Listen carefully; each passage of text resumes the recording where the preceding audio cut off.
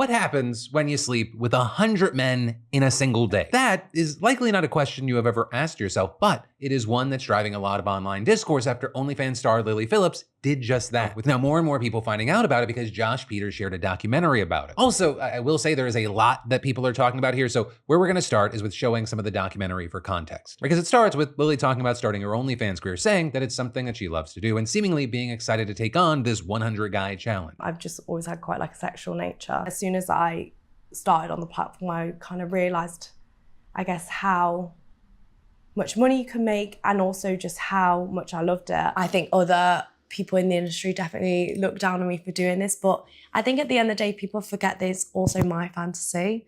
And this is also something that I'm really enjoying and want to do and have wanted to do before I was even in the industry. With Phillips saying she's not in this industry because she had no other choice and that she feels empowered making money off the idea that guys sexualize her because she feels men sexualize her no matter what. And it shows her setup, how comfortable she is being filmed, doing sexual acts, but even though she said many times that she likes her OnlyFans career in general and is looking forward to sleeping with 100 guys, Josh kind of questioned some of it and had a lot of concerns. Right, like when the applications opened for men to apply to sleep with her, it was like floodgates opening. People from all over the world started flying in to do this. But it also seemed like there would be no criminal record check on these guys, and while Lily said they were prioritizing men who had STI checks, it seemed like they weren't gonna go to any lengths to verify this or know for sure that all the men were STI free. With there also being a moment where she seemed unsure of some of the risks. So you would let like these guys do that on your face? Yeah. And in your mouth? Yeah. What if they had HIV? Is that where it comes from? With spunk in the mouth? It can. Also with that, just to get educational for a second, the risk to catch HIV is much lower orally than other kinds of intercourse, but it is still possible. But the main thing we're hitting on here, and the point still stood, that Josh was afraid that she was unprepared for what she was getting into and who these 100 men could be. I mean, there's a decent chance that one of them is going to be dangerous. One of them might have a weapon, have a criminal record. A few of them will have STIs. I can just on a basic statistic, you can know that a few of them are going to have STIs. Also in this doc, it seemed like she was putting a lot of pressure on herself, saying the thing she was most nervous about was that all 100 guys might not enjoy it, and she wanted all 100 to view it positively. But then, by the time the day came, things went wrong. They were running late right off the bat. She was unable to take as many breaks as she intended to, and the day ran way longer than she anticipated. Which, for some context on the time, each guy was given 5 minutes, but many went over, and so that alone puts you at well over 8 hours. Plus, she had to take breaks to shower. It also seems like not all the guys followed the rules, right? Some went past their time slot, and she alluded to feeling pressured into letting them. She also told the men that they couldn't finish on her eyes, but some did anyway, even if it may have been accidental, which caused pain in her eyes. But really, the most viral part of this whole documentary and situation was the aftermath, where she discussed how intense all of it felt. It's not for the weak, girls, if I'm honest. It was hard. I don't know if I'd recommend it. I don't know how to explain it, like... It's not like just having sex with someone. Yeah. Just one in, one out, like it feels intense. Like more intense than you thought it might. Definitely. Sorry. It's okay. Just take Yeah, 1 minute.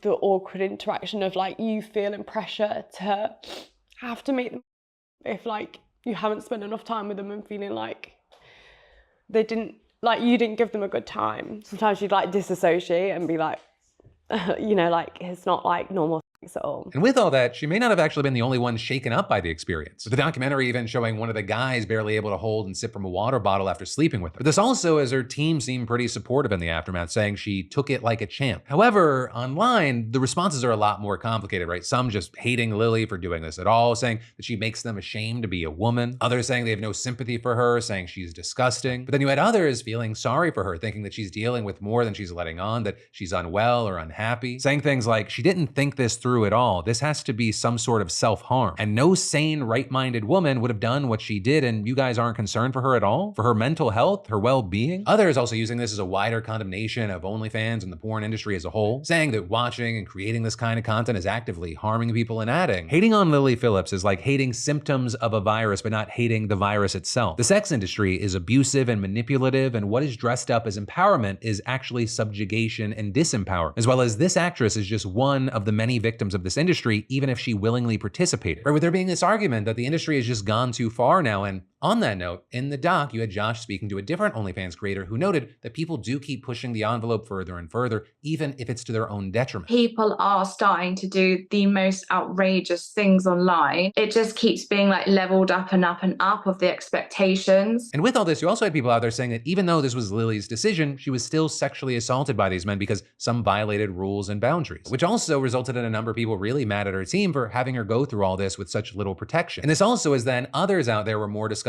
with the men who slept with Lily than Lily herself, with those in this group arguing that it's the men like them that create larger problems, arguing it's funny how men are quick to shame women in the sex industry but refuse to acknowledge their role in keeping it alive, and saying this documentary about Lily Phillips is a perfect example. But then also you had others saying this whole situation really isn't that big of a deal as it's being made out to be, and that this is one woman who made a choice, even if that choice is very questionable. With some saying things like, why is the internet making it seem like this is just some gal who got in over her head on OnlyFans? She is a porn star who makes porn. Everyone made the crying at the end sound intense, but it really is that she's tired and upset that it didn't go as smoothly as she wanted versus the devastating toll this has on her. And then also some just kind of in the middle saying Lily Phillips is a grown woman who is aware of the consequences of it all and consented for it. She's most certainly not a victim, but I can't help but feel bad. Physically and mentally, she surely can't be okay. And so with all that, of course, I want to pass the question off to you here. Where do you stand on this? Right? We've talked about a lot of people in different camps, different takes. So let me know what you're thinking in those comments. Though I will say, no matter your opinion, it appears that Lily is moving forward. And I mean with this specific content, because she actually announced that next year, she's gonna be trying to sleep with 1,000 men in a day in an attempt to break a world record. So this discourse, this debate,